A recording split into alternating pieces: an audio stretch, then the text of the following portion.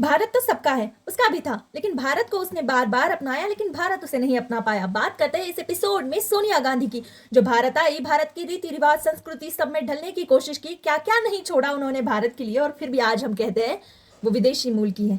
उनका भारत आगमन 1968 में हुआ, एक निजी यात्रा के दौरान, एक वैवाहिक संबंध से आगे चलकर राजनीति तक का ये सफर। राजीव गांधी से विवाह के बाद सोनिया गांधी ने न केवल भारत में रहना चुना, बल्कि भारत की भाषा, संस्कृति और सामाजिक जीवन को धीरे धीरे आत्मसात किया। 1983 में उन्होंने भारत की नागरिकता को ग्रहण किया, यानी कानूनी रूप से भी अब वो भारत की नागरिक बन चुकी थी।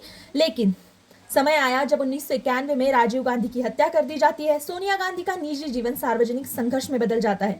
1998 में वह कांग्रेस पार्टी की अध्यक्ष बनी। 2004 में उनके सामने प्रधानमंत्री बनने का सबसे सुनहरा मौका था, लेकिन उन्होंने पद को स्वीकार नहीं किया। यह भारत की राजनीति में त्याग का सबसे दुर्लभ उदाहरण माना जा सकता है।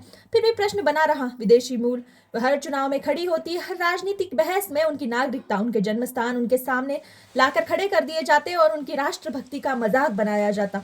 अपनी मातृभूमि को छोड़ना, पहचान बदलना, एक दूसरे देश के लिए अपना सब कुछ त्यागना, अपने परिवार के साथ खड़े रहना और अपने बच्चों में भी राष्ट्रभक्ति को जागृत करना, ये सब काफी नहीं था कि हम आज भी कहते हैं सोनिया गांधी भारतीय नहीं है। तो भारत आखिर है किसका? क्या उन लोगों का जो अपने भ्रष्टाचार करते करते अपने देश को बेचने पर खड़े हुए हैं, या उनका जिन्होंने राष्ट्रभक्ति में अपना सर्वस्व अर्पण कर दिया?